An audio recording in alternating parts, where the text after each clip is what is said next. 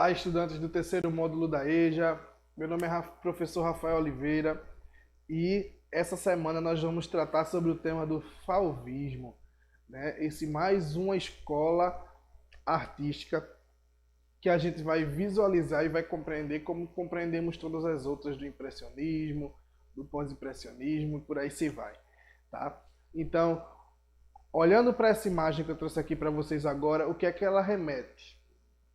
Eu imagino que seja uma ciranda, né? Uma ciranda de pessoas, corpos nus e com cores bastante vivas, não é isso?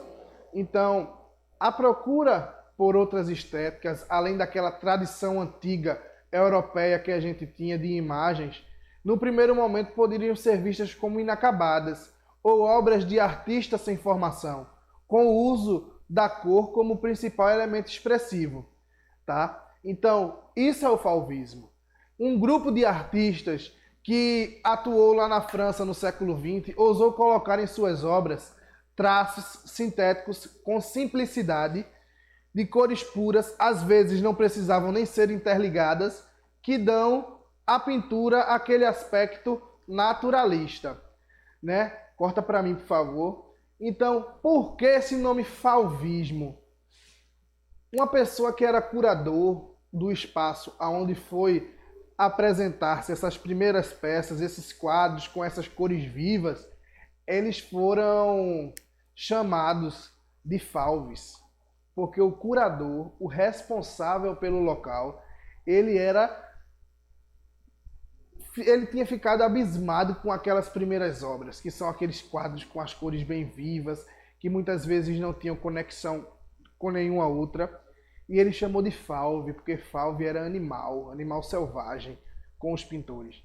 Então, foram chamados pejorativamente de fauves, ou seja, eles eram feras, eles eram animais selvagens. Então, os pintores gostaram desse apelido, que foi adotado pelo grupo. Então, lá para o ano de 1904 até 1908, a estética fauvista ela permaneceu e influenciou outros artistas da época.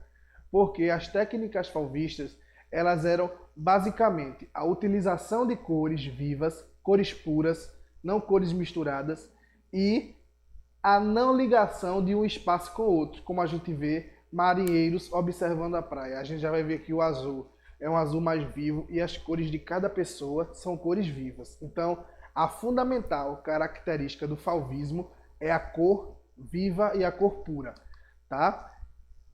Trazendo para vocês agora quais são as características dessa escola de arte. Dentre as mais marcantes são a utilização de cores puras, como eu falei, o uso arbitrário da cor. Quando eu falo do uso arbitrário, do uso sem lei da cor, é que esses artistas eles faziam a conexão do verde com o amarelo sem ter um porquê. O rosto de uma mulher ele não precisava ser a cor de pele, ou a cor negra ou a cor branca. Ele podia ser verde, podia ser amarelo, podia ser vermelho. Então não utilizava muito essa regra. O rosto tem que ser de uma cor, os olhos tem que ser de outras cores. Não, eles eram arbitrários, eles não seguiam regras, tá? Então as formas eram bastante simplificadas e grosseiras. Por isso que aquele curador, que foi a pessoa que foi fazer a primeira exposição de obra em 1905, chamou eles de fera, disse que eles eram aculturados, porque eles não tinham eles não tinham refinamento de formas, eles eram muito simples, né? Não tinham compromisso com a representação da realidade, era o que eles queriam e pronto, cada quadro que eles faziam. Tinha uma influência da arte primitiva, que era aquele tipo de arte que era feito nas cavernas, e era a única escola que ele sofreu influência era a pós-impressionista, tá? E quem é que foram esses artistas que deram origem, que deram início a esse movimento fauvista? Um deles, as obras são caríssimas, que é esse que está na tela aqui para vocês aí agora.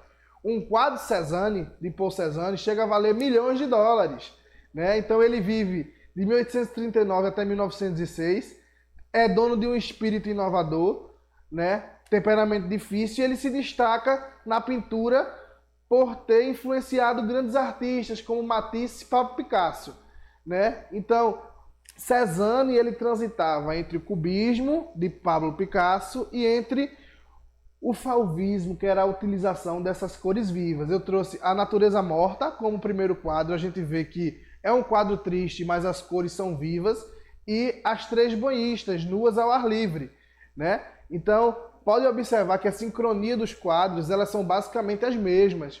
É a utilização principalmente do mesmo traço e formas, tá? Henri Matisse foi um escriturário de início, mas ele decidiu entrar no mundo da arte e ele já traz um tom mais pejorativo em suas obras de arte. Ele já utiliza as cores. A gente pode observar pelo chapéu da mulher, que o quadro já é esse, a mulher com chapéu. O chapéu não tem um tom só de cor, ele tem vários tons de cor. Isso dá foco para o principal objetivo do fauvismo, que é justamente a agregação, o destaque a essas cores, tá? Maurice Vlaminck, que também ele traz a expressão e o exagero de cor para essas obras dele também. Então a gente vê que os artistas eles não foram unidos de mesma época, mas eles utilizavam a mesma tendência, que é o fauvismo. Então, o que é que o fauvismo prega? Essa escola artística prega a não utilização de formas. As formas eram mais simples, não precisavam ter lei para se fazer qualquer tipo de desenho.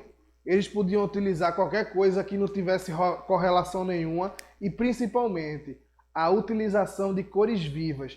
Quando a gente perceber dentro de um quadro que a pintura ela é feita com as cores puras e vivas, a gente já vai saber que é do fauvismo. Então, pessoal, por hoje é só. O nosso tema de hoje foi o fauvismo. Próxima semana a gente já vai vir com um novo encontro e por aí se vai, tá certo? Então, grande abraço para vocês, até a próxima.